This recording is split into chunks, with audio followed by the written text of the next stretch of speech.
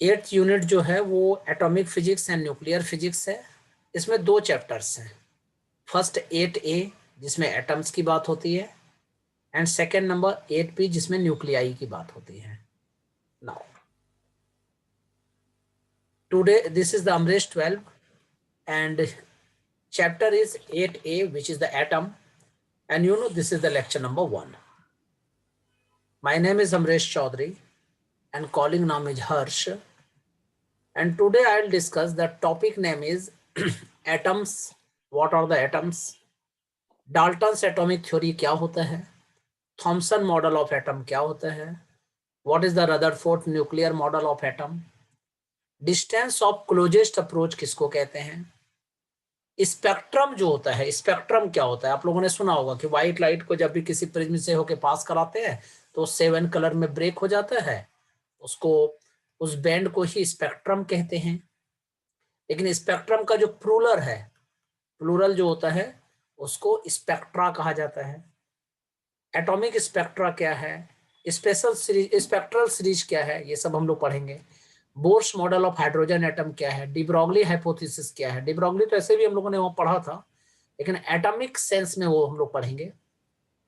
ये सब सारी बातें हम लोग डिस्कस करेंगे। तो पहली बात देखिए, एटम्स किसको कहते हैं? एटम जो है fundamental building block of matter है। इसके पहले मैं एक स्टोरी आप लोगों को सुनाता हूं, 1 मिनट। हाँ, तो you no atom is the building block of elements. तो पहले इसकी स्टोरी समझना। पहले जो है ना, लोग क्या समझते थे, पुराने जमाने में समझते ये थे कि जो सबस्टेंस जिस तरह का है ना उसी तरह से बना हुआ है, उसको नेचर ने बना दिया है, गॉड ने बना दिया है, एटमॉस्फेयर ने बना दिया है। बाद में क्या हुआ कि आप लोगों ने सुना होगा कि श्री रामचरितमानस हिंदी की अध्यात्म की बुक होती है, उसमें जो है पूछा, उसमें तुलसीदास ने बोला है कि ये पूरी दुनिया जो है ना वो 5 चीज से मिलकर बना हुआ है। क्षिति जल पावक गगन समीरा, पंच तत्व निर्मित शरीरा। ठीक है, माने ये पूरा बॉडी जो है या पूरा यूनिवर्स जो है वो 5 चीज से मिलकर बना हुआ है। मैं इसको हिंदी में भी लिख देता हूं थोड़ा सा, जिससे आप लोगों को समझ में आ जाए। ठीक है, क्षिति जल पावक गगन समीरा, पहले समझना, गगन समीरा, पंच तत्व निर्मित शरीरा। मैं लिख देता हूं, जरा हिंदी में लिख देता हूं, जरा ध्यान दीजिएगा। पंच तत्व निर्मित शरीरा। पता चल गया होगा 98 कैसे मेरे हिंदी में आए थे। ठीक है, ध्यान दीजिएगा। तो कहने का मतलब जब तुलसीदास को बोला गया, तो मैंने तुलसीदास जी ने जब श्री रामचरितमानस लिखी है, ठीक है, मेरे पास भी है, आप लोगों के पास भी होगा, बहुत लोगों के पास। तो तुलसीदास जी ने यह कहा कि ये पूरी दुनिया जो है, पूरा यूनिवर्स, यहां तक कि ह्यूमन भी, ये शरीर भी जो है, ये भी ये 5 चीज से मिलकर बना है। क्षिति का मतलब होता है, ठीक है, मिट्टी। जल माना वाटर, पानी। पावक माना आग। गगन, गगन मीन्स स्पेस, वैक्यूम एक तरह का। समीरा, इसका मतलब एयर। तो उन्होंने कहा ये पूरी दुनिया जो है ये 5 चीज से मिलकर बना हुआ है। पूरा बॉडी भी, हम लोग के बॉडी में भी देखना ये सारी चीजें होती हैं। क्षिति भी होते हैं, मिट्टी का कण भी होता है, पार्टिकल्स होते हैं। जल भी होता है, वाटर भी होता है। आग भी हम लोगों के बॉडी में होता है, टेम्परेचर एक स्पेशल होता है। गगन होता है, वैक्यूम भी होता है, स्पेस होता है। और एयर भी हमारे बॉडी के अंदर होता है। ठीक है, इसी से हमारा बॉडी बनता है, इसी से पूरी यूनिवर्स बनती है। समझो कितना लॉजिकल चीज, कितना डीप चीज है। कितना साल पहले उन्होंने लिख दिया था, 1600 के करीब में ये सब सारी बातें उन्होंने लिख दी थी।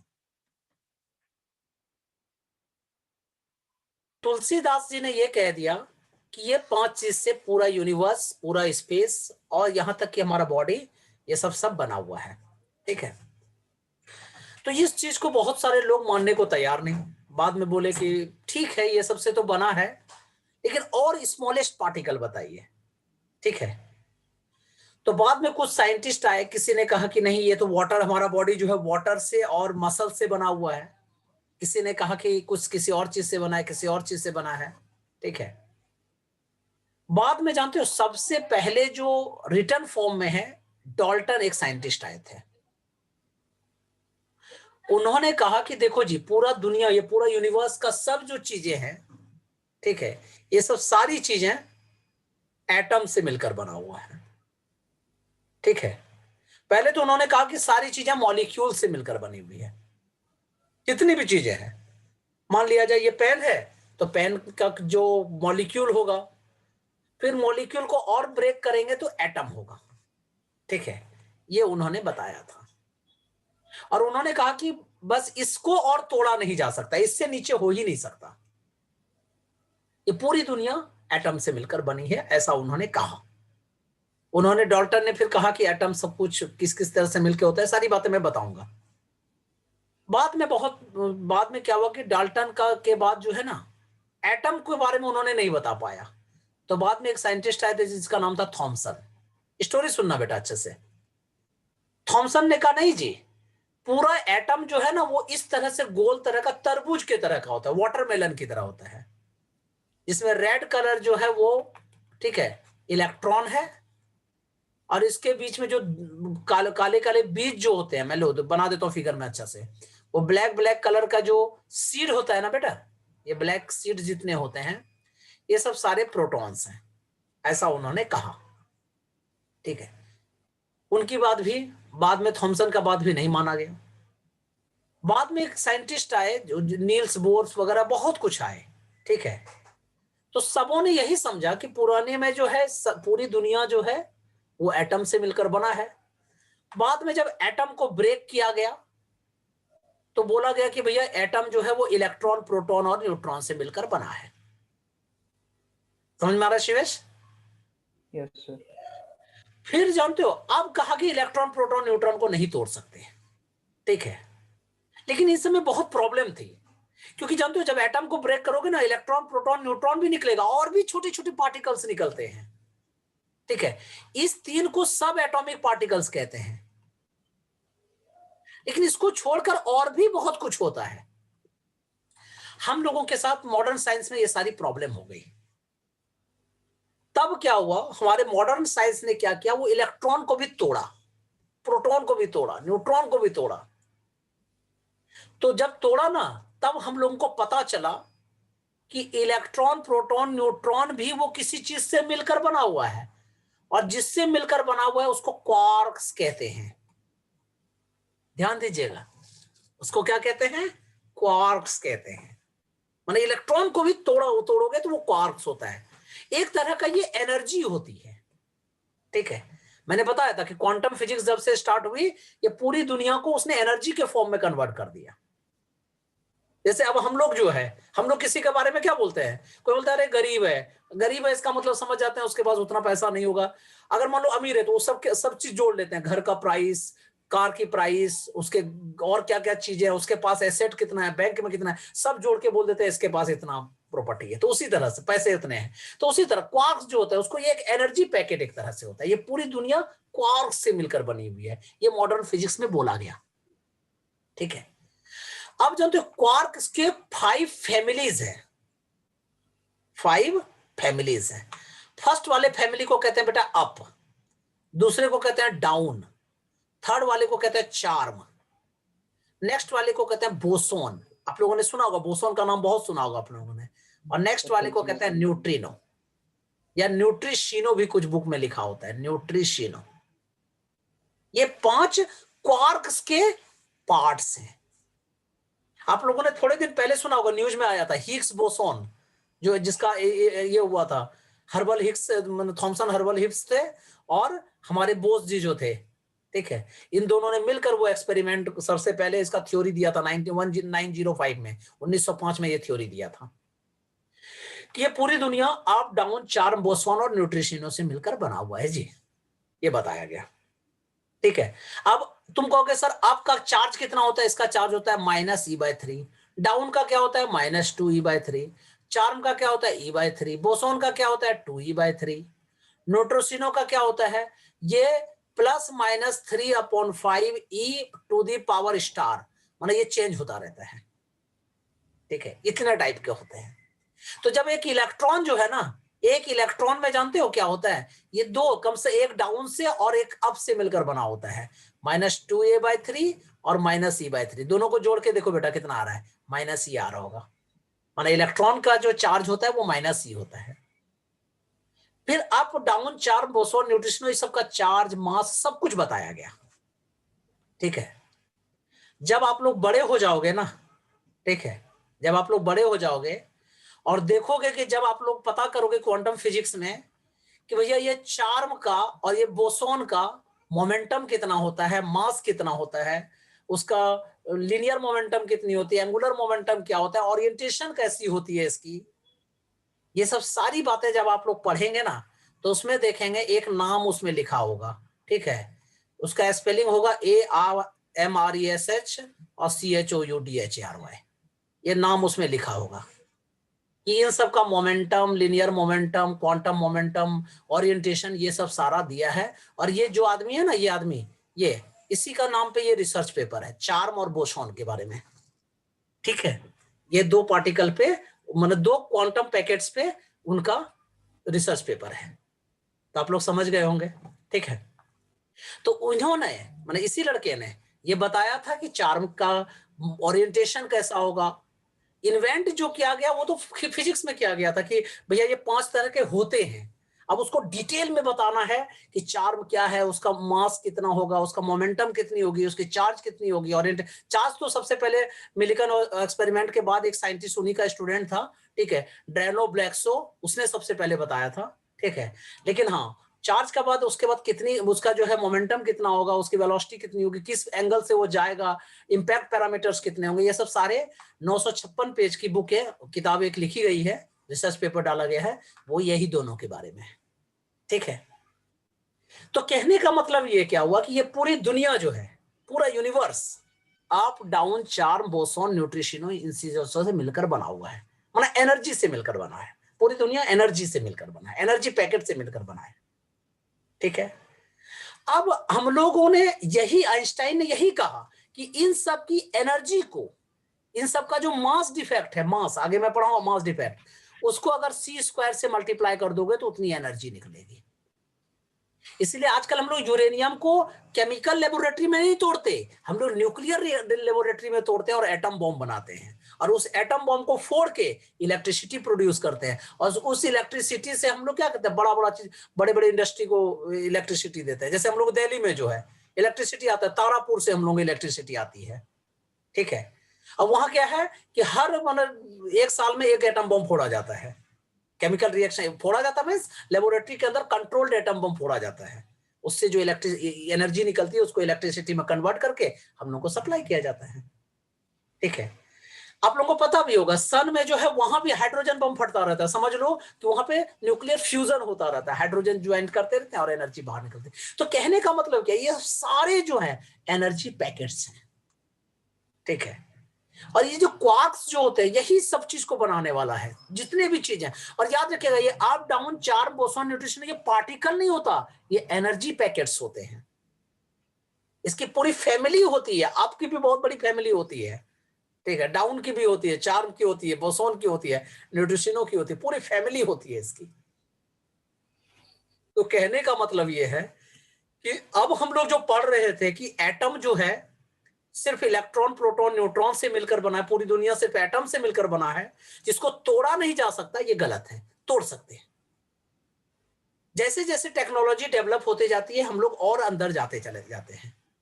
तो एटम एक तरह का फंडामेंटल बिल्डिंग ब्लॉक है जो पूरी दुनिया को बनाता है, ऐसा किसने कहा था, डाल्टन ने सबसे पहले कहा। बाद में बहुत सारे साइंटिस्ट ने मिलकर बताया, अलग अलग थ्योरी थी सबकी। इन्होंने कहा कि न्यूक्लियस के अंदर जी प्रोटॉन और न्यूट्रॉन रहता है और इलेक्ट्रॉन चारों साइड चक्कर लगाता है। इलेक्ट्रॉन जो है ऑर्बिट्स में चक्कर लगाते हैं। ठीक है, और उसकी काउंटिंग भी अलग अलग होती है। अच्छा जरा सोचना दीपांशु, जरा गौर करो। ठीक है, अरे भाई एक प्रोटॉन और एक इलेक्ट्रॉन, ये दोनों तो साथ साथ रह सकता है क्योंकि एक पॉजिटिव एक नेगेटिव, अट्रैक्शन होगा, दोनों साथ में आराम से रह जाएंगे। लेकिन यार दो प्रोटॉन कैसे साथ साथ रह जाते हैं, बड़ा इलॉजिकल सा लगता है यार। दो इसके अंदर प्रोटॉन कैसे रह जाते हैं। अगर मैं कार्बन की बात करूं, कार्बन का एटॉमिक नंबर 6, एटॉमिक मास 12 होता है, तो न्यूक्लियस के अंदर 6 प्रोटॉन होते हैं और 6 न्यूट्रॉन भी होते हैं। और आप लोगों को पता है दो पॉजिटिव चार्ज के भी साथ साथ रह ही नहीं सकते। कैसे रहते हैं, ठीक है। बड़ा इलॉजिकल लगता है ना। तो मैं बताऊंगा, आगे हम लोग पढ़ेंगे कि नहीं, आपको जो दिखता है इसके लिए मैं स्टोरी एक सुनाऊंगा आप लोगों को, कि अगर हम लोग कहीं पे स्टेज शो वाला मुझे बताना, युकावा प्रिंसिपल कहते हैं उसको, उसका मैं आगे पढ़ाऊंगा, ठीक है।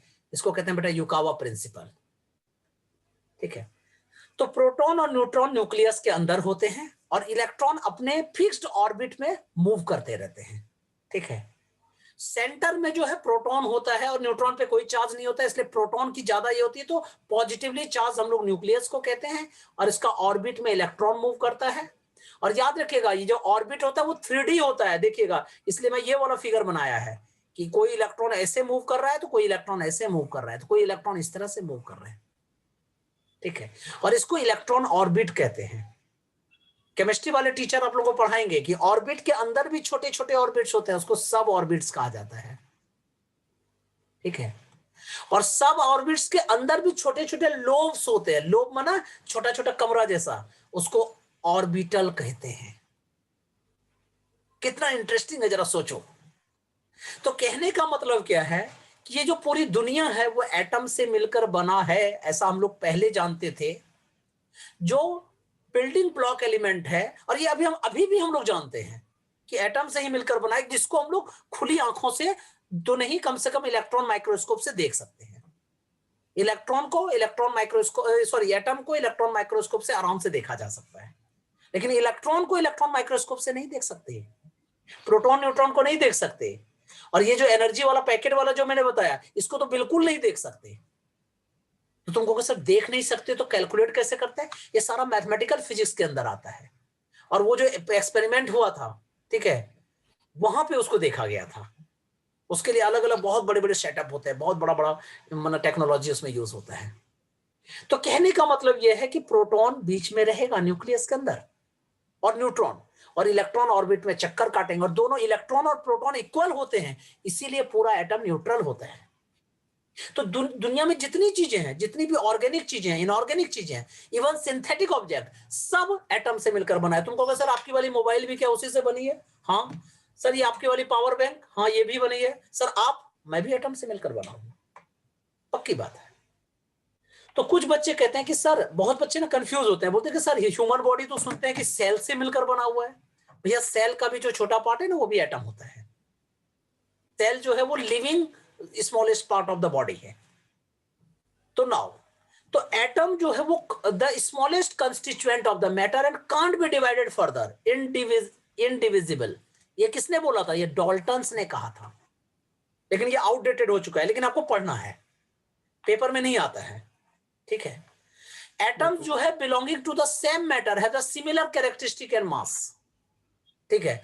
अगर तुम कहोगे कि सर ऑक्सीजन, कोई ऑक्सीजन का मॉलिक्यूल है, उसका एटम और कार्बन का एटम, दोनों का एटम अलग अलग होगा, दोनों की प्रॉपर्टी अलग अलग होगी, दोनों का मास अलग अलग होगा, ठीक है।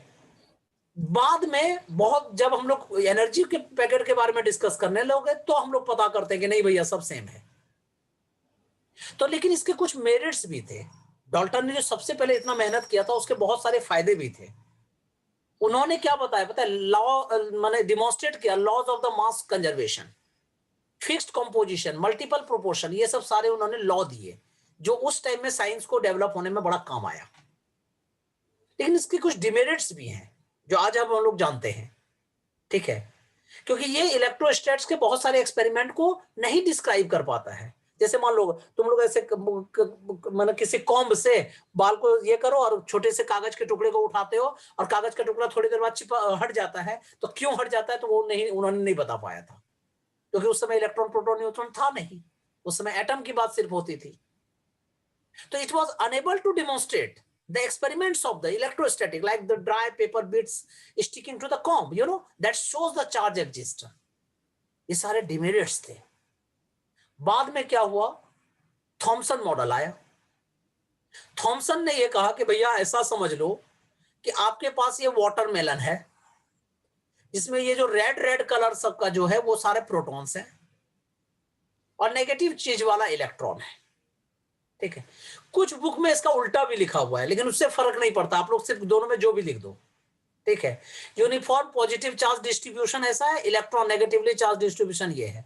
कुछ बुक में देखना ये वाला लिखा होता है कि ये जो है इलेक्ट्रॉन है जी, और कुछ बुक में देखना कि पॉजिटिव वाला को बोलता है कि ये हमारा मतलब प्रोटॉन होता है ये वाला। इससे कोई मतलब नहीं है, याद रख लीजिएगा कि रेड रेड कलर का जो होता है वो सारा इलेक्ट्रॉन होता है मोस्टली, मैंने जो पढ़ी है, और बहुत सारी बुक में एक्चुअल में यही लिखा हुआ है।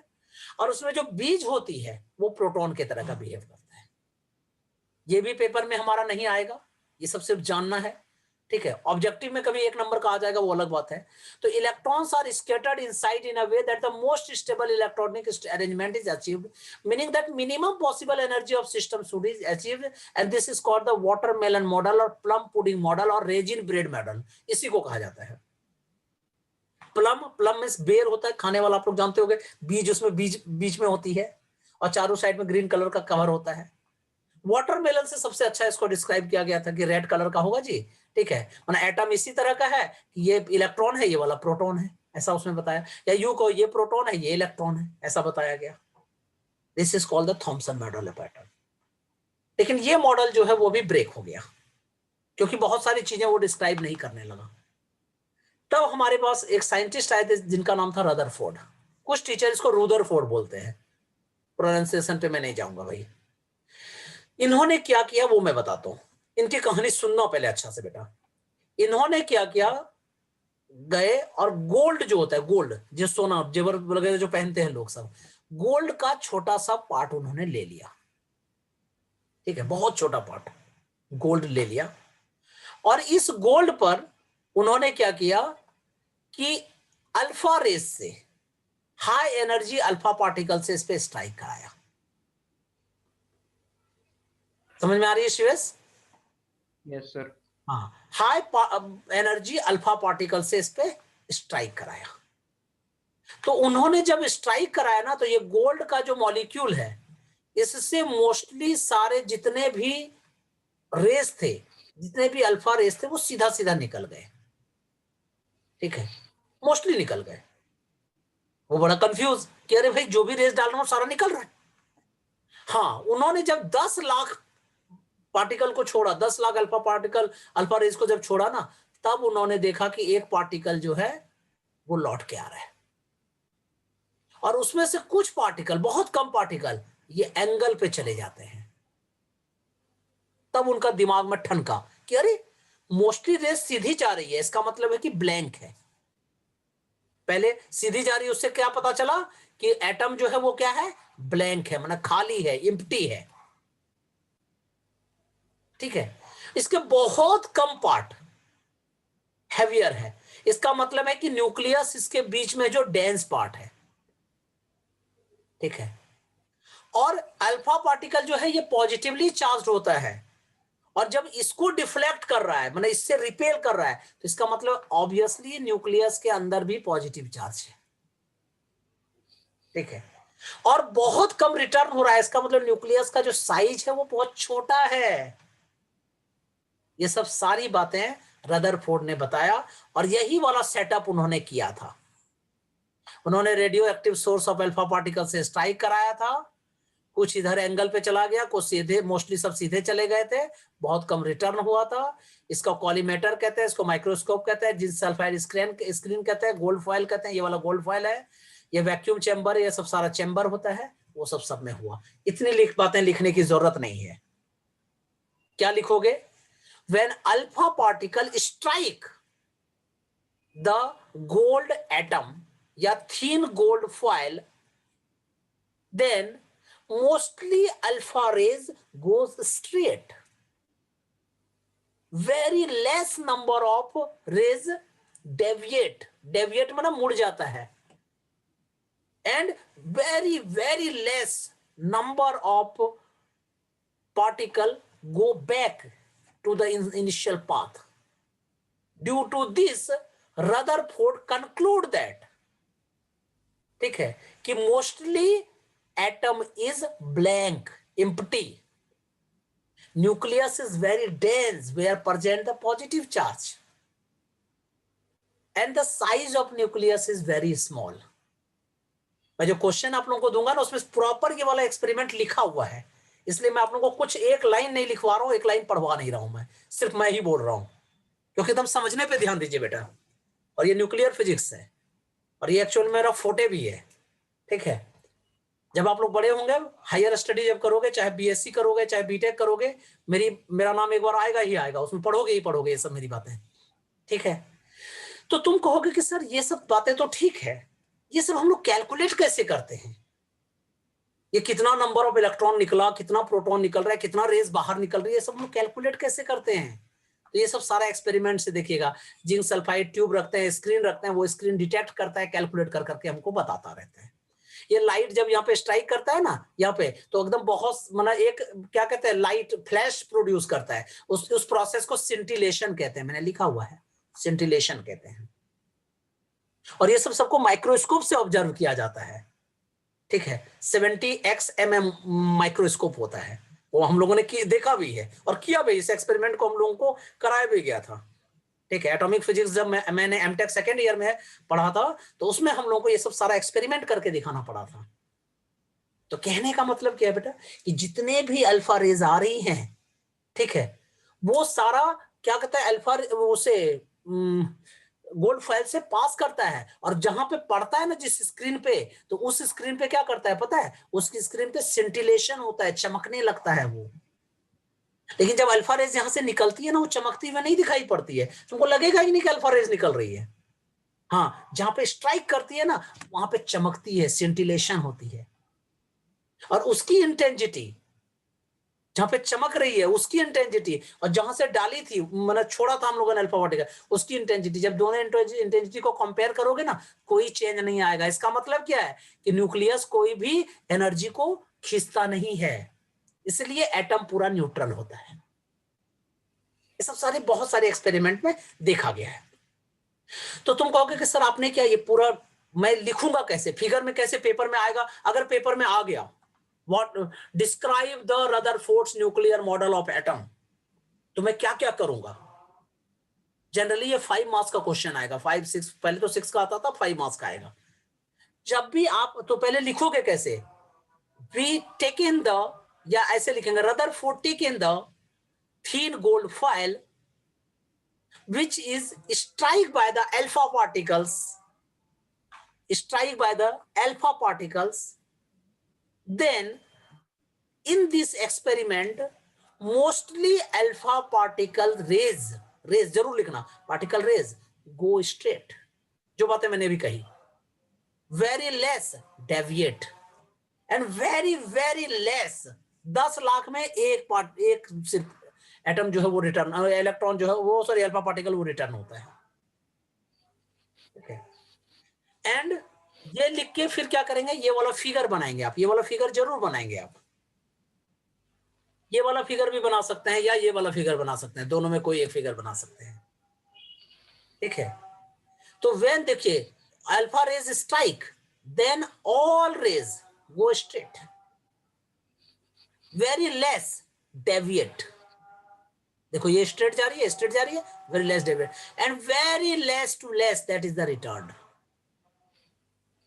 इसी को जानते हो, इसी को जीगर मार्शडेन एक्सपेरिमेंट कहते हैं, मैं फिर से बता रहा हूं, इसी को क्या कहते हैं, जीगर मार्शडेन एक्सपेरिमेंट। तो मोस्टली अल्फा पार्टिकल जब चला गया, अब तुम कहोगे कि सर वो जो जाता है किस एंगल से जाता है, कितने नंबर ऑफ इलेक्ट्रॉन है जो सीधे चले, अल्फा पार्टिकल सीधे चले जाते हैं, कितने रिटर्न होते हैं, उसका एक ग्राफ होता है बेटा। तो ये ग्राफ बनाइएगा आप, कि scattered alpha particle distribution is the function of the scattering angle, ठीक है। अगर आपने 10⁻7 नंबर ऑफ डाला है और उसकी एंगल जो है 20 डिग्री से कम एंगल जो होता है वो बहुत कम होता है, देखो ये जैसे जैसे आप डिग्री बढ़ाते जाओगे, देखना वो धीरे धीरे फ्लैट होता जाएगा, मतलब सीधा चला जाएगा। कहने का मतलब है कि बहुत कम नंबर ऑफ ये जो होता है वो रिटर्न होता है ऐसे। 10⁻7 इतने नंबर ऑफ स्कैटर्ड पार्टिकल आप डालोगे तब वो कुछ एंगल पर डिफ्लेक्ट होते हैं, ठीक है। कभी भी आप ये नहीं देख रहे हो कि 180 डिग्री पर डिफ्लेक्ट होता है, वो तो कम से कम 10 लाख 20 लाख 30 लाख से भी ज्यादा जब डालोगे तो एक रैंडम जो है वो रिटर्न होगा, अदरवाइज क्या होगा, कुछ एंगल से रिटर्न होगा, हमेशा एंगल से रिटर्न होगा।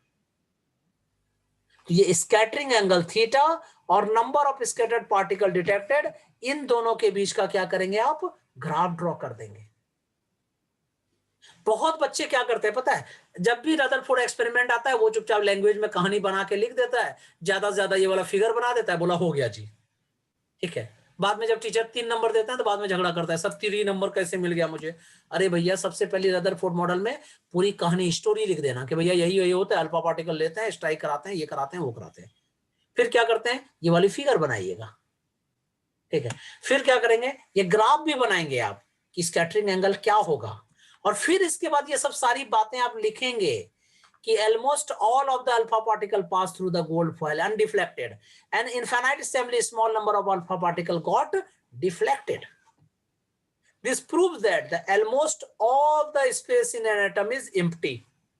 देखो इतना percent, and the positive charge is confined to an extremely small region because very few of the positively charged alpha particle were repelled by the gold foil, proving the positive charge is confined to a small region. This region was called nucleus.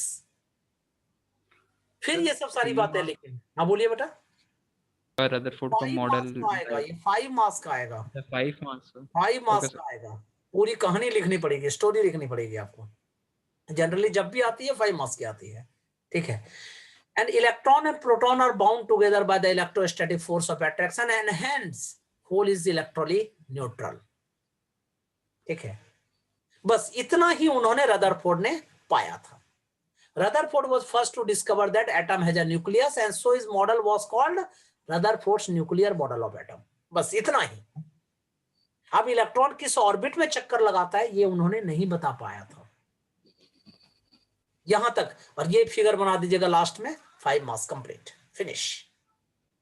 यहां से अब समझिए कि since electron orbiting around the nucleus and are held to the nucleus electrostatic force of attraction, this is called electron orbit, ठीक है। इसका मतलब क्या है कि न्यूक्लियस बीच में है जहां प्रोटॉन और न्यूट्रॉन है, और ऑर्बिट में इलेक्ट्रॉन चक्कर लगाते हैं। तो कोई भी बॉडी, मैंने बताया है फिजिक्स में क्लास 11th में भी बताया है बच्चों को मैंने, कि कोई भी बॉडी गोल गोल घूमती है। चलो इसकी स्टोरी सुना देता हूं मैं, ठीक है। हुआ क्या था कि मैं 8th 9th 10th अपने छोटे शहर में, मैंने अपने विलेज में रह के करता था। मैं केंदुआ विलेज का नाम है, मेरी बुक में भी देखोगे वो नाम लिखा हुआ है, ठीक है। तो वहां पे मैं रहता था 8th 9th 10th 3 साल, ठीक है। बचपन से आज तक मैं विलेज में 3 साल ही रहा हूं मैं, और वो भी पढ़ाई कर, वहां से स्कूल हमारी 6 किलोमीटर हुआ करती थी, 6 साढ़े 6 किलोमीटर हुआ करता था। अब होता क्या था कि शाम के टाइम में वहां शाम 4-5 बजे शाम हो जाती है, मतलब 4 बजे 5 बजे 6 बजे तक शाम होती है। तो 4 बजे के बाद 3 बजे 4 बजे के बाद क्या होते हैं, मोस्टली बहुत सारे लोग जो है, जो ऑफिस जाना हुआ ऑफिस से आ गए, और या जो नहीं भी है वो क्या करते हैं, वो मंदिर बनी हुई है, हनुमान मंदिर थी पहले, अब तो शिव मंदिर भी बनवाया है मेरे भाई ने और हम लोगों ने मिलकर। वहां क्या होता था कि हम लोग जो है वहां सारे लोग वहां पे उस मंदिर के पास आके बैठ जाते थे, ठीक है। और वहां पे ना अभी भी बैठते हैं लोग, और बड़ी बड़ी बातें होती है वहां पे। वहां देखोगे प्रेसिडेंट की बातें होगी, सीएम की बात होगी, मतलब पॉलिटिक्स से लेकर छोटी छोटी बातों से लेकर बड़ी बड़ी बातें होती है, और बहुत इंटेलेक्चुअल बातें भी वहां होती है, क्योंकि बहुत सारे पढ़े पढ़े लिखे लोग वहां पे जाते हैं। अभी भी जैसे हम लोग भी कभी जाते हैं विलेज जाते हैं ना, शाम के टाइम में फिक्स होता है, सारा काम छोड़ के वहां गए, बैठे, सब बातें कर रहे हैं। वहां कहीं किसी के घर जाने की जरूरत नहीं, वहां पहुंच गए तो समझो सबसे आपकी मुलाकात हो जाएगी, ठीक है। मोस्टली लोगों से वहां मुलाकात हो जाएगी, और वहां पे बहुत अच्छी अच्छी बातें भी होती है, एजुकेटेड बातें भी होती है, बेकार बातें भी होती है, बहस भी होती है, पॉलिटिकल बहस भी बहुत सारी होती है। तो वहां क्या हो रहा था कि एक बार कुछ बच्चे जो है ऐसे ऐसे चक्कर लगा रहे थे। मैं क्लास 8th में पढ़ता था, ठीक है। मेरे बारे में मेरी स्टोरी वहां पे फेमस है ये वाली, बहुत लोग अभी भी वही डिस्कस करते हैं। तो जब वहां पे सर्कल में मूव कर रहे थे बच्चे सब ना, चक्कर लगा रहे थे, तो वहां पे एक झूपर भैया नाम है, उनका नाम ही है झूपर, ठीक है। तो उन्होंने झूपर भैया ने बातों बातों कहा, अरे यार बच्चे घूम क्यों रहे हैं, ठीक है। ऐसे ही उन्होंने रैंडमली बोला, ठीक है। मैं इतना छोटा हुआ करता था, अंडर एज हुआ वो था मैं 8th में भी, तो अंडर एज था, तो मैंने जानते हो मैंने पढ़ा हुआ था, तो मैंने तुरंत बोला, मैंने कहा इसलिए ये लोग घूम रहे हैं क्योंकि centripetal force is equal to centrifugal force, यहाँ पे दोनों में काम कर रहा है। सारे लोग मेरी तरफ देखने लगे, जिधर उधर उधर भी बात कर रहे थे, सबका ध्यान कॉन्सेंट्रेट इधर हो गया, अरे 8th का लड़का ये क्या बोल रहा है, ठीक है। तो वहां पे ऐसे ही होते, खिंचाई भी खूब होती है। बोले इलेबोरेट, आपने क्या बोला जरा समझाइए हम लोग को, तब आपकी बात मानी जाएगी। तो मैंने फिर बताया, मैंने कहा देखिए सर्कल पे अगर वो बॉडी मूव कर रही है, ठीक है, तो वो हमेशा सर्कल पे कोई बॉडी तभी मूव कर सकती है जब वो सेंटर की तरफ एक फोर्स लगा रहा है. This force is called centripetal force. और एक बाहर की तरफ फोर्स लगेगा, that is called the centrifugal force. ये दोनों हमेशा बैलेंस होंगे, इक्वल होंगे, तब कोई भी बॉडी सर्कल पे मूव कर पाएगा. अदरवाइज वो सर्कल पे मूव नहीं करेगा, स्किड कर जाएगा, सर्कल छोड़ के चला जाएगा या न्यूक्लियस के अंदर गिर जाएगा. तो कहने का मतलब क्या है कि कोई भी बॉडी अगर गोल गोल घूमती है, centripetal force should be equal to the centrifugal force. तो यहां पे आप क्या देख रहे हैं कि यहां पे सेंट्रीपिटल फोर्स, और याद रखना दोनों फोर्स आपस में इक्वल होते हैं, इसीलिए हम लोग लिख सकते हैं centripetal force is equal to centrifugal force. Centre की तरफ जो काम करता है that is called the centripetal. Centre से आउट जो काम करता है सेंट्रीफ्यूगल. इसलिए समझो, गोल गोल किसी चीज को घुमाओगे, फोर्स लगाना छोड़ दोगे तो टेंजेंशियली जाता है. क्यों? क्योंकि आपने सेंट्रीपिटल जीरो कर दिया, सेंट्रीफ्यूगल की वजह से जा रहा है. अगर इस तरह से आपको गोल गोल घुमा रहे हो, फोर्स लगाना बंद कर दिया आपने थ्रेड पे, तो देखना वो धीरे धीरे इस तरह से मुड़ जाएगी. क्यों? क्योंकि सेंट्रीफ्यूगल आपने जीरो कर दिया, सेंट्रीपिटल की वजह से वो चिपक जाती है, सेंटर पे घूम जाती है वो. तो you know centripetal force is equal to mv square upon r, and centrifugal is equal to इन दोनों के बीच का फोर्स. तो इन दोनों के बीच फोर्स क्या होता है? ये भी चार्ज पार्टिकल है, ये भी चार्ज पार्टिकल है, ये प्रोटॉन है, ये इलेक्ट्रॉन है, और दोनों का चार्ज आपस में इक्वल होता है. तो जब दो पार्टिकल हैं और दोनों का चार्ज इक्वल होता है, तो मैंने इलेक्ट्रोस्टैट में पढ़ाया था 1/4πε0 charge of electron which is the E, charge of proton which is the ZE upon r square. तो कहने का मतलब क्या है कि you know mv square upon r is equal to ZE square upon 4πε0 r square. This is the mv square upon r.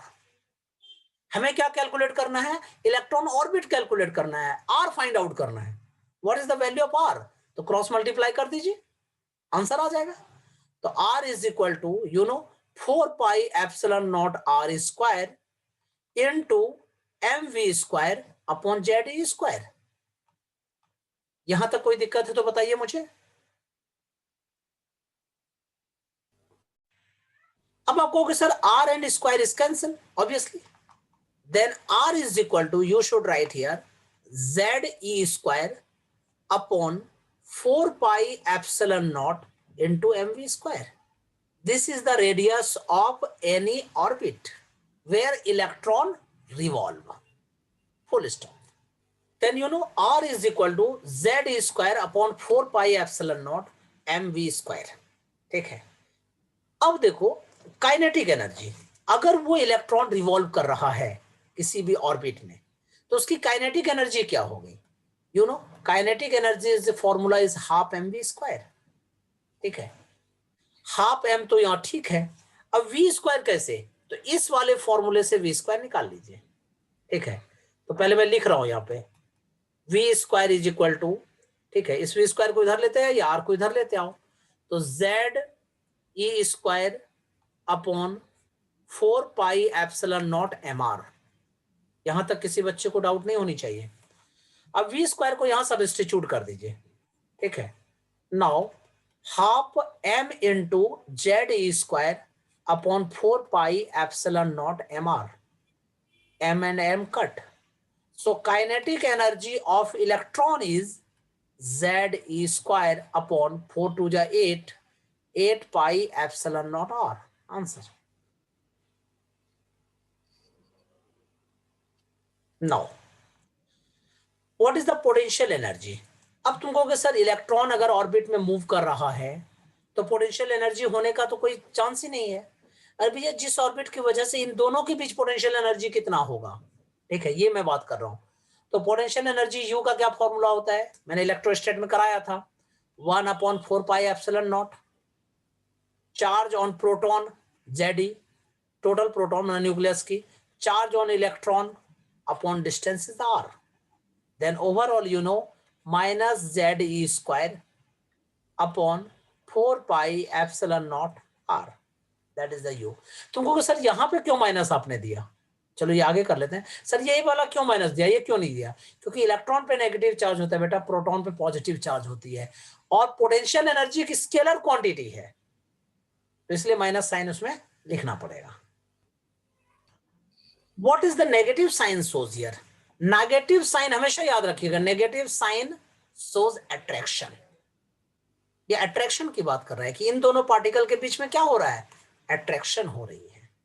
ठीक है, now total energy, you know total energy T is equal to sum of potential energy plus kinetic energy. तो potential energy क्या है देख लीजिए, minus ZE² upon 4πε0r plus kinetic energy कितना था बेटा, यहां पे देखिए ZE² अपॉन 8πε0r। देख लो, मुझे सारा याद है लेकिन मैं आप लोगों को इसलिए दिखा रहा हूं कि जिससे कंफ्यूजन ना हो। ये काइनेटिक एनर्जी है, देखिए Z² अपॉन 8πε0r, ये पोटेंशियल एनर्जी है माइनस Z² 4πε0r। अब इन दोनों का एलसीएम निकाल लो बेटा, तो क्या होगा, या कॉमन ले लो, बात एक ही हुई। 8 और 4 का एलसीएम क्या होगा, 8 ही होगा, 8πε0r। 4 से इसको डिवाइड कीजिए, 2 से ऊपर मल्टीप्लाई कर दो, -2ZE² and plus ZE², then overall you can say total energy T is equal to -2 + 1, so plus -1, तो माइनस ZE² अपॉन 8πε0r।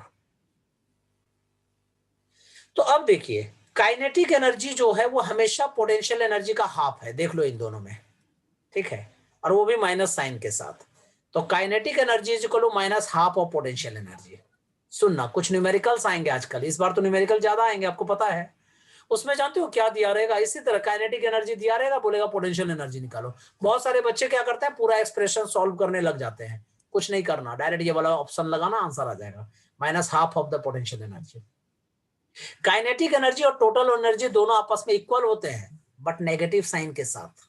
देख लो टोटल एनर्जी में क्या है, माइनस ZE² अपॉन 8πε0r, और काइनेटिक एनर्जी में क्या है, ZE² और 8πε0r, दोनों आपस में इक्वल है। And potential energy equal to twice of the total energy. क्यों? क्योंकि देखिए अभी आपने कहा कि काइनेटिक टोटल के इक्वल होता है, और potential equal to twice of the kinetic by negative sign, minus minus plus, तो potential equal to 2 into total energy. ये बिल्कुल याद रखिएगा, ये मैंने स्पेशल फंडा आप लोगों के लिए बनाया था, ठीक है। ये न्यूमेरिकल सॉल्व करने का टिप्स है, ये इसको जरूर से जरूर याद रखिएगा। क्लियर है? Yes, sir. Very good. Yes, sir. Drawbacks of the Rutherford model, ये पूछा नहीं जाता है जनरली। आप लोगों का, हम लोगों के टाइम में ये सब सारा पूछा जाता था कि रदरफोर्ड मॉडल का ड्रॉबैक क्या है, डाल्टन्स मॉडल का ड्रॉबैक क्या है, लेकिन आप लोगों का नहीं पूछा जाता है।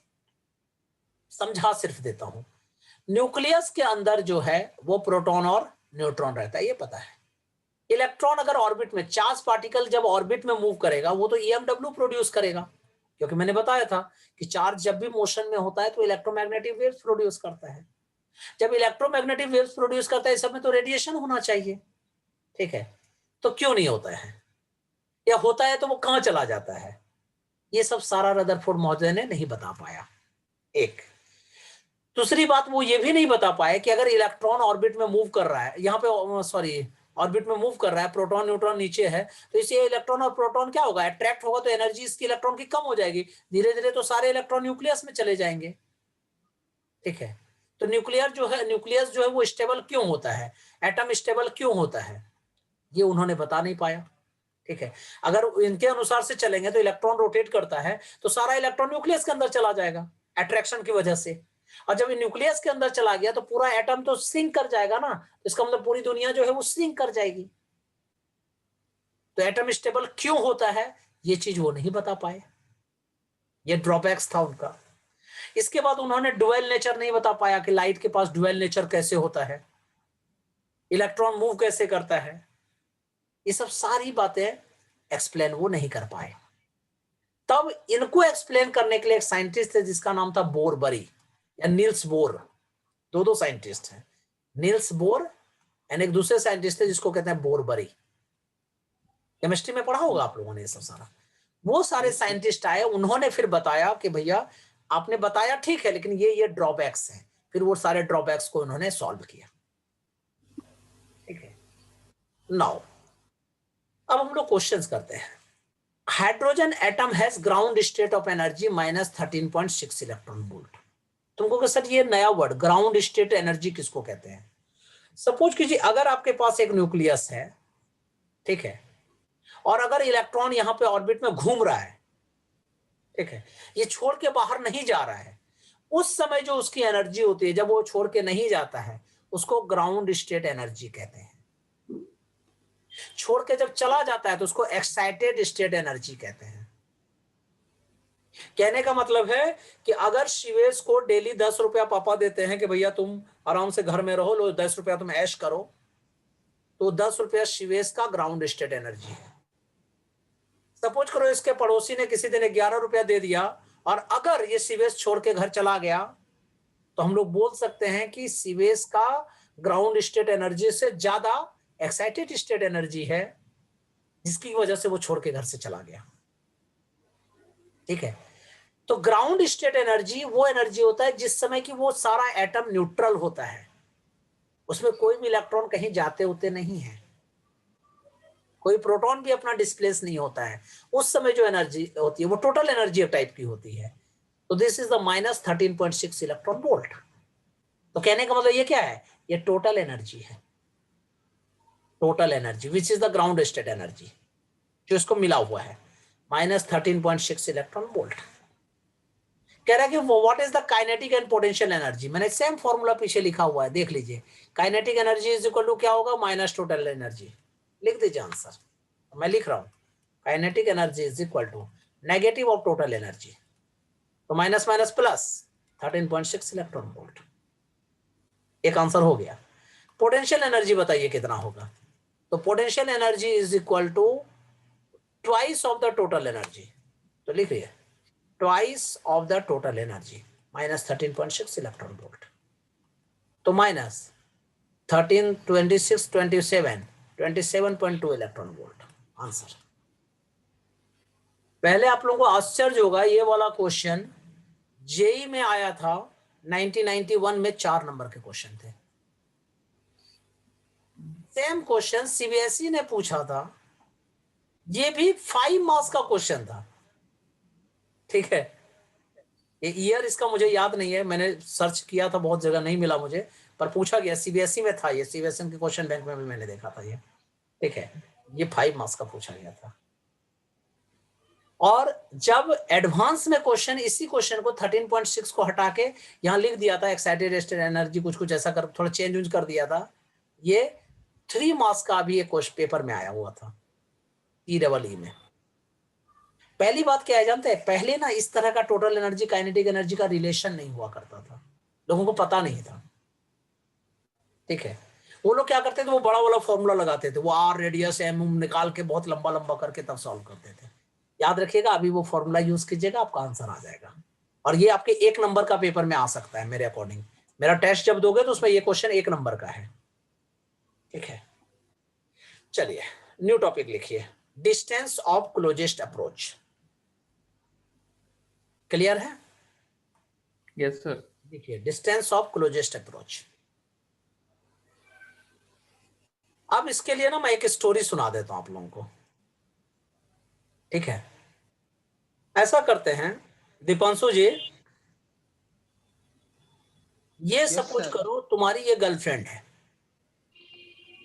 ठीक है, और ये पूरा गर्लफ्रेंड का घर है, पूरा बहुत बड़ा घर है, भाई अमीर गर्लफ्रेंड है सपोज करो। ठीक है, Yes, sir. तुम इससे मिलने जा रहे हो, शर्म नहीं आती है, वो अमीर है तुम गरीब रहोगे? चलो नाउ, ये अल्फा पार्टिकल है बेटा, ये तुम हो दीपांशु, तुम चाहते हो कि जाके मैं इससे मिलूं। ये जो तुम्हारी गर्लफ्रेंड है ना, ये इसके पास ना जेड कैटेगरी की सुरक्षा है, और होती भी है, बेटी तो ऐसे भी नाजुक होती है, सुरक्षा देनी ही चाहिए उनको। ठीक है, तुम जैसे बचने के लिए, हम लोगों गंदे लड़के से बचने के लिए। तो अब क्या है कि अगर ये यहाँ बीच में तुम्हारा, ठीक है, तुम्हारी गर्लफ्रेंड है, तो इसको चारों साइड से देखो ये घेर के रखी हुई है। ठीक है, ये सारे उनके सिक्योरिटी है। इसके बाद यहां भी सिक्योरिटी होता है, एक लेयर सिक्योरिटी ये है, एक लेयर ये है, और एक लेयर ये सिक्योरिटी है। ये बाउंड्री उंड्री सब होती है। यहां तक क्लियर है? Yes, अब हुआ क्या कि आप इससे मिलने जाना चाह रहे हो, इसने फोन किया कि भाई आ जाओ मिलने के लिए। ठीक है, हम लोग मिलके आगे का प्लान बनाएंगे, कैसे पापा को कन्विंस करेंगे, कैसे मम्मी को कन्विंस करेंगे, कैसे अपनी पढ़ाई जारी रखेंगे, ये सब सारी बातें हो रही है। आपने क्या किया, यहाँ घर से आप निकले, यहाँ आराम से चले गए, यहाँ पे आपके पास ये था, क्या कहते हैं, बाउंड्री थी, आपने बाउंड्री को जंप करके यहाँ से आप अंदर चले गए, यहाँ चले गए। जैसे गए तो इस वाले सिक्योरिटी वाले से झगड़ा हुआ, ठीक है, आपके पास ज्यादा ताकत थी, सारे सिक्योरिटी को आपने डिस्ट्रॉय कर दिया, आगे बढ़ गए, आगे बढ़ गए। आप, ऐसा था कि आपके पास इतनी एनर्जी है, ठीक है, वो एनर्जी पहले आपको तो ये जंप करने में चला जाएगा, एक बार इसको जंप करने में चला जाएगा, एक बार इसको जंप करने में चला जाएगा।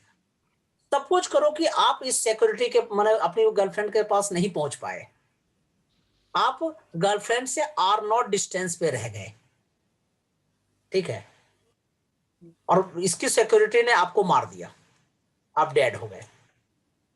आप भगवान जी के पास आए और भगवान जी को आपने कहा कि भगवान जी, जानते हो मेरा जो क्लोजेस्ट अप्रोच था ना गर्लफ्रेंड के पास, वो R0 था। या मान लो आप मरे नहीं हो, आप लौट के वहां से आ गए, अपने फ्रेंड में सबको बोलेगा, अरे यार मैं तो जस्ट पहुंचने ही वाला था, मैं एकदम क्लोजेस्ट था, डिस्टेंस ऑफ क्लोजेस्ट था मैं। तुमको कोई पूछेगा कितना दूर तुम थे, अरे बस मात्र समझो कि 10 मीटर था, 10 मीटर के डिस्टेंस पे था, मैं तो चलो मिल के नहीं आया, पर देख के तो आया मैं कि वो थी वहां पे। कहने का मतलब क्या है, जितना क्लोज तुम पहुंच पाते हो न्यूक्लियस के, न्यूक्लियस से उस टाइम तुम्हारा जो डिस्टेंस होता है उसको क्लोजेस्ट अप्रोच कहते हैं। समझ में आई बात है? The distance R0 is called the distance of the closest approach. कुछ कुछ बुक में देखना, नाम नहीं लूंगा, एक पब्लिकेशन है, डी से नाम है, लेटर वर्ड है उसके, पब्लिक उसमें देखना क्या है पता है, वो लोग ये सब नहीं लिखते हैं, वो लिखते हैं कि कितना दूर तक पहुंचता है उसको डिस्टेंस अप्रोच कहते हैं। नहीं, कितने क्लोज आप पहुंचते हैं वो आपकी गर्लफ्रेंड से आपका जो डिस्टेंस है, that is the closest approach, this is the R0। Clear है मेरी बात है? Yes sir. तो लिख लीजिए डिस्टेंस ऑफ क्लोजेस्ट अप्रोच के बारे में, देखिए, द क्लोजेस्ट डिस्टेंस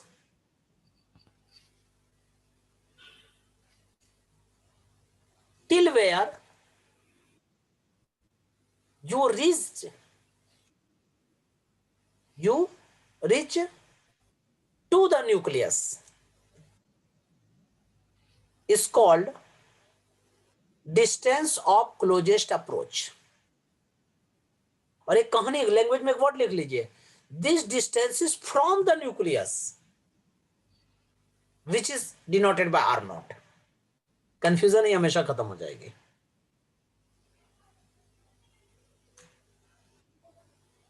ठीक है, अब इसका जो फॉर्मूला होता है, देखिए, radius R0 is equal to क्या फॉर्मूला होता है, 1/4πε0। ठीक है, ZE², अगर तुम यहां और यहां के बीच में कहोगे तो ZE² अपॉन डिस्टेंस। लेकिन अगर मैं यहां से इसके और इसके बीच का रेडियस मुझे फाइंड आउट करना है, तो इसका मतलब अगर ये यहां पे है तो कैसे लिखेंगे, पहले ये बताओ। ये सेंट्रीपिटल इक्वल टू सेंट्रीफ्यूगल, तो मैं इसको पूरा एक्सप्रेशन करके दिखा देता हूं, बहुत ईजी लगेगा। ठीक है, तो ये सेंट्रीपिटल यहाँ पे क्या हो जाएगा जी, mv² अपॉन r। इन दोनों के बीच क्या फोर्स लगेगा, z। अल्फा पार्टिकल पॉजिटिव होता है, ये यहाँ जो प्रोटॉन है वो भी पॉजिटिव होता है, तो ZE² अपॉन 4πε0 R0। ठीक है, और ये जो रेडियस है ये भी R0 है, और R0², तो स्क्वायर और R0 को कट कर दीजिए, तो R0 is equal to ZE² upon 4πε0 into mv²। This is the formula, जो पहले की तरह ही था। पहले हमारा रेडियस यहां से होता था, सरफेस से होता था, लेकिन वो नहीं, जहां तक आप पहुंचे हैं वहां तक रेडियस है। कुछ बुक में देखना ये लिखा होगा कि kinetic energy equal to half mv², तो mv² equal to 2 into kinetic energy, तो mv² की जगह में 2 काइनेटिक एनर्जी पुट कर दीजिए, तो क्या लिखोगे बाबू, ZE² upon 4πε0 into 2 kinetic energy. This is your final formula, this is the distance of closest approach. अब अब हम लोग स्टोरी सुनते हैं कि सपोज कीजिए कि आपकी ये गर्लफ्रेंड है, ये न्यूक्लियस है, यहाँ पे ये बाउंड्री है और ये सेकेंड बाउंड्री है, ठीक है। इस तरह से ये थर्ड बाउंड्री है, इस तरह से। आप दीपांशु यहां से गए, यहां से ठीक जा रहे थे, ठीक जा रहे थे, ठीक जा रहे थे। आप इस तरह जाते तो आप जरूर इससे मिल लेते आराम से, लेकिन हुआ क्या, इस बाउंड्री के पास से आप ऐसे चले गए, यहां वाला सिक्योरिटी गार्ड आपको उधर से भगा दिया। तो यहां जो एंगल बनता है इसको एंगल ऑफ स्कैटरिंग कहते हैं। और वो आपका जो न्यूक्लियस का जो ये पाथ था, ये रास्ता जो था, ये न्यूक्लियस से जो लाइन जाके क्रॉस कर रही है, इसके बीच का जो ये डिस्टेंस होता है इसको स्मॉल बी कहते हैं बेटा, इंपैक्ट पैरामीटर। इसी को इंपैक्ट पैरामीटर बी कहते हैं। माना परपेंडिकुलरली कितने क्लोज थे उससे, उस एक्सिस से कितने क्लोज थे। तो कहने का मतलब the perpendicular distance of the velocity vector of alpha particle from the central line of the nucleus, this is called the impact parameter. ठीक है, ये पहले एक्सप्रेशन प्रूव कराया जाता था हम लोगों को, लेकिन आप लोगों को प्रूव नहीं कराना है। ये फॉर्मूला याद रहता है तो very good, well and good, नहीं याद रहता है तो भी चलता है। ये आता कहां से, पूरा एक बड़ा सा एक्सप्रेशन प्रूव करोगे तो उससे आता है। सिर्फ फॉर्मूला याद रहता है तो अच्छी बात है, नहीं तो छोड़ सकते हो। लेकिन हाँ, ये आपको पता होना चाहिए, इंपैक्ट पैरामीटर को बी से डिनोट करते हैं। ये परपेंडिकुलर डिस्टेंस होता है। इसका फॉर्मूला होता है 1/4πε0 z² cot θ/2 upon ek। Z equal to atomic number of the nucleus, E equal to kinetic energy of the particle, theta is the angle of scattering. This is called impact parameter. अब numerical है। इन अ जिगर Marston experiment, वही वाला देखना, बहुत बार बच्चे confuse हो जाते हैं, बोलते हैं सर ये वाला एक्सपेरिमेंट तो कभी आपने कराया ही नहीं। अरे भाई करा दिया मैंने, बताया ना शिवेश, ये कौन वाला एक्सपेरिमेंट है? सर कराया है, ये याद है मेरे को। ठीक है, इसी वाले ये देखो जिगर मार्स्डेन एक्सपेरिमेंट को ही अभी जो हम लोग रदरफोर्ड पढ़ रहे थे वो यही एक्सपेरिमेंट है, सेम एक्सपेरिमेंट है, जिगर मार्स्डेन कहते हैं उसको। इसमें क्या, what is the distance of the closest approach to the nucleus of 7.7 mega electron volt alpha particle before it comes momentarily to rest. ठीक है, फॉर्मूला लगाइएगा, आराम से क्वेश्चन हो जाएगा। नहीं होता है फिर कमिंग क्लास में डिस्कस करेंगे। नाउ अब हम लोग इसके बाद पढ़ेंगे कि what is the atomic spectra. ठीक है, एटॉमिक स्पेक्ट्रा किसको कहते हैं, स्पेक्ट्रम क्या होता है, ये सब सारी बातें हम लोग कमिंग क्लास में डिस्कस करते हैं। आज इतना ही रहने देते हैं क्योंकि बहुत ज्यादा हो जाएगा, नहीं तो बोर होने लगोगे। ठीक है, क्या होता है मैं फिर भी समझा देता हूं। यहां पे अगर एक आपके पास कोई भी प्रिज्म है, और कोई जरूरी नहीं है प्रिज्म, कोई भी मीडियम चेंज अगर सबस्टेंस है, और यहां से अगर लाइट जाती है तो वो अपने 7 कलर में चेंज हो जाती है, अगर व्हाइट लाइट है तो। ठीक है, कोई अलग कलर का लाइट है तो किसी कंपोनेंट में कन्वर्ट हो जाता है, मतलब टूट जाती है, तो उसको इसको स्पेक्ट्रम कहा जाता है। और वो 3 टाइप्स के होते हैं। पहले तो 2 टाइप्स के होते हैं, एक को कहते हैं एब्जॉर्प्शन स्पेक्ट्रम, दूसरे को कहते हैं एमिशन स्पेक्ट्रम। एमिशन स्पेक्ट्रम फिर 3 टाइप्स के होते हैं, एक को कहते हैं कंटिन्यूअस। ये सब सारी बातें हम लोग करेंगे कमिंग क्लास में, emission spectrum, absorption spectrum, continuous spectrum. ठीक है, और फिर ये सब सारा कैसा होता है, बैंड स्पेक्ट्रम कैसे होता है, ये सब सारी बातें हम लोग कमिंग क्लास में डिस्कस करेंगे। तो यहां तक आप लोग पहले रिवाइज करके आ जाइए।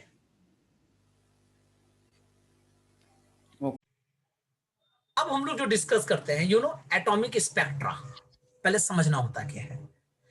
देखो बेटा, आप लोगों ने 10th क्लास में पढ़ा होगा या 9th में पढ़ा होगा कि अगर आपके पास एक प्रिज्म है, यहां पे अगर आप व्हाइट सनलाइट पास कराते हैं, ठीक है, तो वो 7 कलर में ब्रेक हो जाता है। ये 7 कलर में ब्रेक हो जाता है, आप लोगों को पता होगा। नीचे से इसका नाम होता है विबग्योर। ठीक है, V for violet, I for indigo, B for blue, G for green, Y for orange, Y for yellow, O for orange, R for red. ये होता है। अब आप पूछोगे सर क्यों ऐसा होता है? क्योंकि जो व्हाइट लाइट है ना वो 7 कलर से मिलकर बना होता है बेटा। ठीक है, और वो उसको जब एक मीडियम से दूसरे मीडियम में ले जाते हैं, तो रिफ्रैक्शन में हम लोगों ने पढ़ा था कि एक मीडियम से दूसरे मीडियम में जाने पे उसकी वेलोसिटी चेंज हो जाती है। जब वेलोसिटी चेंज होती है तो उसका पाथ भी चेंज हो जाता है, इसीलिए सबका अलग अलग ये होता है, ये अलग अलग सेपरेट हो जाते हैं। और इसको कहते हैं रेड कलर। तो रेड कलर का वेवलेंथ सबसे ज्यादा होता है और वायलेट कलर का वेवलेंथ सबसे कम होता है। रेड कलर का 7000 से 7200, जनरली 7200 एंगस्ट्रॉम याद रखिएगा, और वायलेट लाइट का जो है 4800 एंगस्ट्रॉम होता है। यहां तक क्लियर है? इसको, ये जो होता है इसको स्पेक्ट्रम कहते हैं बाबू। इसको क्या कहते हैं? स्पेक्ट्रम कहते हैं। अब सुनना मेरी बात, ये स्पेक्ट्रम क्या सिर्फ व्हाइट लाइट से प्रोड्यूस होता है क्या? ये वाला जो है विजिबल स्पेक्ट्रम इसको कहते हैं, ये वाला व्हाइट लाइट से सिर्फ बनता है। लेकिन एक्चुअल में जो स्पेक्ट्रम होता है, स्पेक्ट्रम बहुत सारे प्रोसेस से बन सकता है। या तो तुम यहां ग्लास से लेके जा सकते हो, वाटर से लेके जाते सकते हो, बहुत सारा मेथड है। तो स्पेक्ट्रम जो है वो दो तरह के होते हैं। स्पेक्ट्रम जो है वो कितने टाइप्स के होते हैं? 2 टाइप्स के होते हैं। स्पेक्ट्रम जो होते हैं वो 2 तरह के होते हैं बेटा। आपके नोट्स में इतना डिटेल नहीं लिखा हुआ है, पर ये आगे की चीजें हैं, मैं सारा एक साथ में पूरा सिनेरियो समझा देता हूं। एक को कहते हैं बेटा एमिशन स्पेक्ट्रम, एक को क्या कहते हैं? एमिशन स्पेक्ट्रम, और दूसरे को कहते हैं एब्जॉर्प्शन स्पेक्ट्रम। ठीक है? एमिशन स्पेक्ट्रम वो स्पेक्ट्रम होता है जिसमें क्या होता है कि लाइट को आपने डाला, एमिट किया, तो स्पेक्ट्रम बन जाता है। जैसे ये एमिशन स्पेक्ट्रम का एग्जांपल है, आपने व्हाइट लाइट को डाला इसके कारण वो बैंड बन जाता है, स्पेक्ट्रम बन जाता है, उसको एमिशन स्पेक्ट्रम कहते हैं। बहुत बार स्पेक्ट्रम ऐसा भी होता है, अगर लाइट उसमें तुमने डाला ना, वो लाइट को एब्जॉर्ब करेगा, थोड़ी देर के बाद वो स्पेक्ट्रम शो करेगा, उसको एब्जॉर्प्शन स्पेक्ट्रम कहते हैं। जो लाइट को एब्जॉर्ब करता है उसको एब्जॉर्प्शन स्पेक्ट्रम कहते हैं। एमिशन स्पेक्ट्रम जो है वो 3 टाइप्स के होते हैं। ठीक है? एक को कहते हैं लाइन स्पेक्ट्रम, दूसरे को कहते हैं बैंड स्पेक्ट्रम, और थर्ड वाले को कहते हैं कॉन्टिन्यूअस स्पेक्ट्रम। ठीक है? एब्जॉर्प्शन स्पेक्ट्रम 2 तरह का होता है बेटा। एक को कहते हैं डार्क बैंड एब्जॉर्प्शन, और दूसरे को कहते हैं wide band spectrum absorption spectrum. ये होते हैं। आपके सिलेबस में इतना डिटेल कुछ नहीं दिया हुआ है, आपके डिटेल में टाइप कुछ नहीं दिया है, डायरेक्ट ऐसा दिया है कि भाई एटॉमिक स्पेक्ट्रम 3 टाइप्स का होता है, एमिशन स्पेक्ट्रम, एब्जॉर्प्शन स्पेक्ट्रम और कंटिन्यूअस स्पेक्ट्रम, बस यही दिया हुआ है। ठीक है? लेकिन एक्चुअल में पूरा सीन मैंने समझा दिया कि इतने टाइप्स के होते हैं बेटा। इसमें जो आपका दिया ना वो मेन सब दिया हुआ है, वही 3 को मेन दे दिया है। ठीक है? लेकिन रियल में स्पेक्ट्रम 2 तरह के होते हैं, एक को एमिशन स्पेक्ट्रम कहते हैं, एक को एब्जॉर्प्शन स्पेक्ट्रम कहते हैं। तुमको अगर सर एग्जांपल बताओ, ये जो सनलाइट आ रही है उसको मैंने किसी प्रिज्म से होके पास कराया और हमको बैंड मिला, उसको मैं कहूंगा एमिशन स्पेक्ट्रम। मैंने क्या किया, कहीं पे क्लोरीन छोड़ दिया, ठीक है, और वहां पे एक फनेल पेपर होता है, फनेल पेपर पे क्लोरीन छोड़ देते हैं, तो फनेल पेपर क्या करता है, क्लोरीन को एब्जॉर्ब कर लेता है, और 30 से 40 मिनट के बाद वो क्या करता है, अपने ऊपर बैंड दिखाता है, और उस तरह से तुमको बैंड, इसी तरह का बैंड दिखेगा आपको। वो बैंड जो है 2 तरह का दिखता है, एक बार चमकीला बैंड दिखता है, उसको व्हाइट स्पेक्ट्रम कहते हैं, एक डार्क बैंड दिखता है, ठीक है, जिसमें कि थोड़ा सा डार्क, मतलब ज्यादा डार्क रहेगा, कम चमकीला रहेगा, उसको डार्क एब्जॉर्प्शन स्पेक्ट्रम कहते हैं बेटा। एमिशन स्पेक्ट्रम जो होता है वो 3 तरह के होते हैं। अगर आपने व्हाइट लाइट को पास कराया और आपको सिर्फ लाइट का जो है लाइन दिख रहा है, एकदम लाइन दिखेगा, ऊपर में रेड कलर का लाइन दिखेगा, ग्रीन कलर का, ऑरेंज कलर का, येलो, मतलब वो सब सारा आपको एक लाइन दिखेगा, ऐसे ऐसे लाइन तरह की दिखेगी, तो उसको लाइन स्पेक्ट्रम कहते हैं। अगर आपको इस तरह का बैंड दिखेगा, ठीक है, ये बैंड अगर आपको ऐसे ऐसे दिखेगा, ठीक है, इस तरह से, तो इसको कहते हैं बैंड स्पेक्ट्रम। आपको रेड कलर का बैंड दिखेगा, बैंड जैसा दिखेगा, आप लोग देखते हैं लेडीज सब यहाँ पे बांधती है, बैंड कहते हैं उसको, तो बैंड की तरह दिखेगा, उसको बैंड स्पेक्ट्रम कहते हैं। और एक ऐसा स्पेक्ट्रम होता है जो कॉन्टिन्यूअस होता है, ठीक है, उसमें एकदम प्रॉपर एक जैसा लगेगा, उसमें ना कलर आप डिफरेंशिएट कर ही नहीं पाओगे, ठीक है, पता चला यहाँ पे आपके पास रेड कलर है और बीच से ही स्टार्ट हो गया है यहाँ पे ऑरेंज कलर, फिर इसके बीच से ही स्टार्ट हो गया है ग्रीन कलर, मतलब आप प्रॉपर डिफरेंशिएट नहीं कर पाओगे सर यहां से यहां हमारा होता है। तो आप लोगों को पता चल गया कि वो रेनबो जो होता है वो बैंड स्पेक्ट्रम का एग्जांपल होता है। नॉर्मल जब पानी पड़ी रहती है वो बैंड स्पेक्ट्रम का होता है। हाँ, जब वाटर थोड़ा सा इरेगुलर होता है तब वो आपके पास कॉन्टिन्यूअस स्पेक्ट्रम होता है। कहने का मतलब, फिर से मैं रिपीट कर रहा हूं, कि जब भी हम लोग लाइट पास कराते हैं, व्हाइट लाइट पास कराते हैं, तब जो स्पेक्ट्रम बनता है, ठीक है, ये हुआ, उसको विजिबल स्पेक्ट्रम कहते हैं बेटा। जब लाइट को पास कराते हैं, चाहे वो व्हाइट हो या ना हो, उससे कोई मतलब नहीं है, जब लाइट पास कराते हैं किसी भी प्रिज्म से होकर, तो वो जितने कलर से मिलकर लाइट बनी होती है वो सारा लाइन का कलर दिख जाता है। तो वो दो तरह के स्पेक्ट्रम होते हैं, emission spectrum, absorption spectrum. Emission spectrum किसको कहते हैं? जिसमें आफ्टर द एमिटिंग लाइट जो है लाइन की तरह होगा, लाइन स्पेक्ट्रम। जिसमें बैंड की तरह होगा बेटा, उसको बैंड स्पेक्ट्रम कहते हैं। जिसमें कॉन्टिन्यूअस होता है उसको कॉन्टिन्यूअस स्पेक्ट्रम कहते हैं। और एक ऐसा स्पेक्ट्रम होता है जो कि लाइट को एब्जॉर्ब करता है, उसके बाद दिखता है। देखना बहुत सारे स्पेक्ट्रम देखोगे, ठीक है, लाइट तुमने डाला है, थोड़ी देर तक रुक जाओगे तब देखोगे व्हाइट व्हाइट तरह का तुमको बैंड दिखेगा, ठीक है, उसको व्हाइट स्पेक्ट्रम कहते हैं। बहुत बार उसको डार्क, जैसे देखिएगा निकॉन, तुम लोगों ने निकॉन लाइट सुना होगा और नियॉन लाइट भी सुना होगा, दो तरह के होते हैं। बहुत लोग लड़के क्या करते हैं, कपड़े पहन लेते हैं, निकॉन टाइप का कपड़े पहनते हैं, अंधेरा में भी रहेगा ना तो देखना थोड़ी थोड़ी देर बाद चमकने लगता है, वो निकॉन लाइट होता है। और निकॉन लाइट भी होता है, NICON, नियॉन और निकॉन, दो तरह के लाइट वाला स्पेक्ट्रम। वो सारा जो है व्हाइट स्पेक्ट्रम का एग्जांपल है, व्हाइट एब्जॉर्प्शन स्पेक्ट्रम का। तुम कहोगे सर ये सब सारा स्पेक्ट्रम हमें दिखेगा, तो ये हुआ। अगर तुम कहोगे सर अगर सनलाइट नहीं, मैंने रेडियम लाइट अगर पास कराया, सपोज कीजिए यहाँ पे हमारे पास रेडियम लाइट है, और इसको रेडियम को जला के या एब्जॉर्प्शन करा के या कोई भी प्रोसेस से लाइट हमने प्रोड्यूस किया और उसको किसी प्रिज्म से होके पास कराएंगे, ठीक है, तो देखना क्या बनेगा पता है बेटा, रेडियम जो है वो बैंड तरह का बनाता है, बैंड स्पेक्ट्रम बनाता है।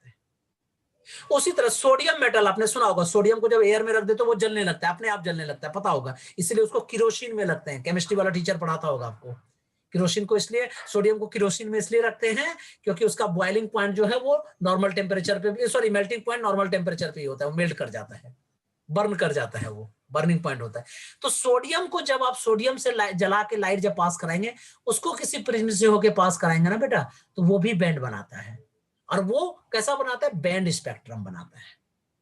तो कहने का मतलब यह है कि हम लोग किसी भी तरह का सनलाइट में, बहुत सारे, सनलाइट एक्चुअल में क्या होता है, बहुत सारे चीज का कॉम्बिनेशन होता है, वहां हाइड्रोजन हाइड्रोजन मिलता है, उससे लाइट निकलती है, सोडियम से भी लाइट निकलती है, रेडियम से भी निकलती है, रेडॉन, हर जितने भी केमिस्ट्री में एटम पढ़ते हो अपना, सबका एक स्पेशल लाइट होता है और सबसे स्पेक्ट्रम निकल सकता है, और उसी की कैटेगरी से हम लोग पहचानते हैं कि वो कौन सा मेटल है और कैसा सबस्टेंस है। तो कहने का मतलब ये है कि स्पेक्ट्रम हम लोग एटम भी पास करा के उसको स्पेक्ट्रम बना सकते हैं, उसको एटॉमिक स्पेक्ट्रम कहते हैं। स्पेक्ट्रम का प्लूरल वर्ड जो होता है उसको स्पेक्ट्रा कहते हैं। तुमको सर एग्जांपल बताइए, मान लो सोडियम एटम आपके पास है, सोडियम एटम को आपने किसी प्रिज्म से, सोडियम एटम की लाइट को किसी प्रिज्म से आपने पास कराया, तो वहां देखोगे वो अलग टाइप का ये बनता है, उसको बैंड स्पेक्ट्रम कहते हैं। तुमको सर इसमें किसका एग्जांपल है? वो ये एमिशन स्पेक्ट्रम का एग्जांपल है, क्योंकि बैंड करता है ना। उसी तरह से आप लोगों ने एक सबस्टेंस सुना होगा, फ्लोरीन का नाम सुना होगा, ठीक है, एफ होता है, एफ से कहते हैं उसको, सिंबल होता है केमिस्ट्री में। और जब उसको किसी प्रिज्म से होके पास कराते हो, फ्लोरीन के जो लाइट का ये करते हो ना, तो वो क्या करता है, एब्जॉर्ब करके थोड़ी देर बाद देता है, माने एब्जॉर्प्शन स्पेक्ट्रम है, ठीक है।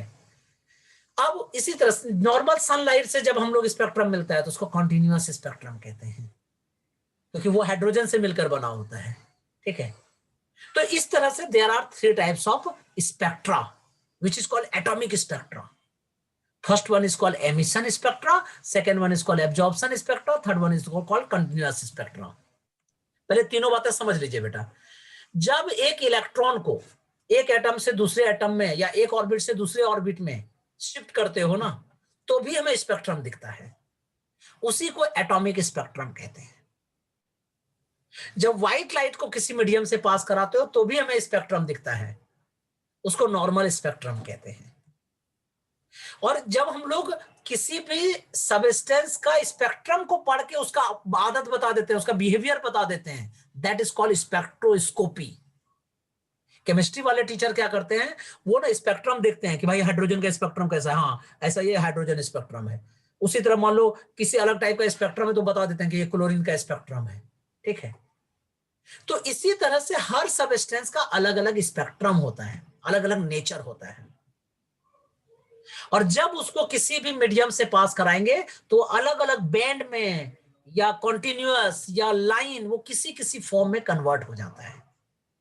तो तुमको सर आप इतनी सारी बातें बता दिए, मैं लिखूंगा क्या क्या हम लोग लिखेंगे? देखो स्पेक्ट्रम का डेफिनेशन लिखना तो जरूरी नहीं है, क्योंकि 10th क्लास में आपने पढ़ चुका है कि when white light pass through the medium, any medium, ठीक है, then it light constituent break into the 7 colors which is called Vibgyor.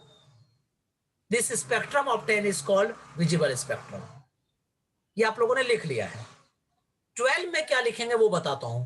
Atomic spectrum, when an electron jumps amongst energy level in an atom, energy is emitted or absorbed in the form of electromagnetic radiations, ठीक है, and these radiations produce a spectral line and which is called the atomic spectrum.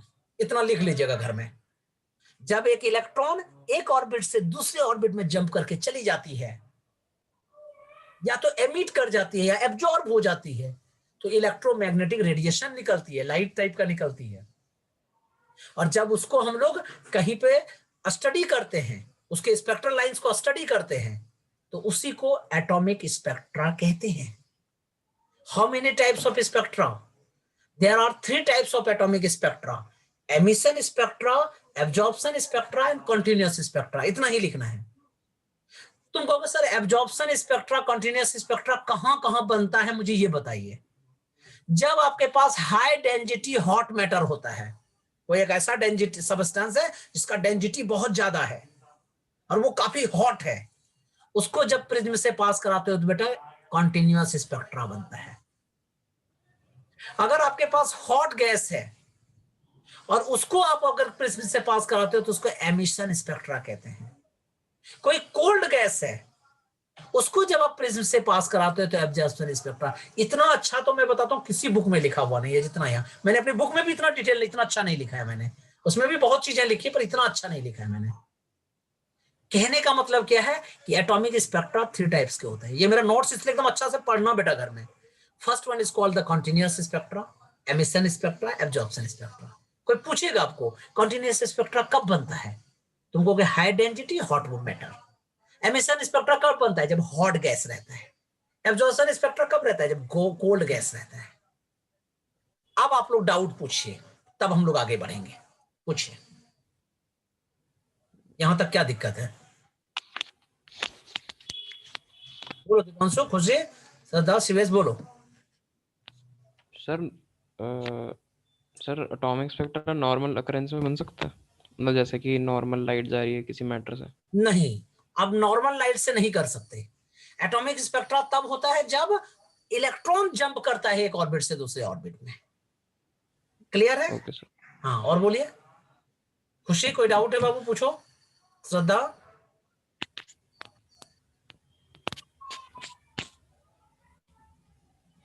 बोलो। No, अब आगे discuss करते हैं what is the emission spectra detail में। ठीक है, radiation spectrum produce due to the absorption of energy by matter, बता ही दिया मैंने। एमिशन स्पेक्ट्रा कब बनता है, जब एनर्जी को सप्लाई किया जाता है, ठीक है, और उसके वेवलेंथ और फ्रीक्वेंसी को ऑब्जर्व किया जाता है, उसको एमिशन स्पेक्ट्रा कहते हैं। वो मैंने वो सारा डिटेल में लिख दिया कि हॉट गैस से जब पास कराओगे तो एमिशन स्पेक्ट्रा बनेगा।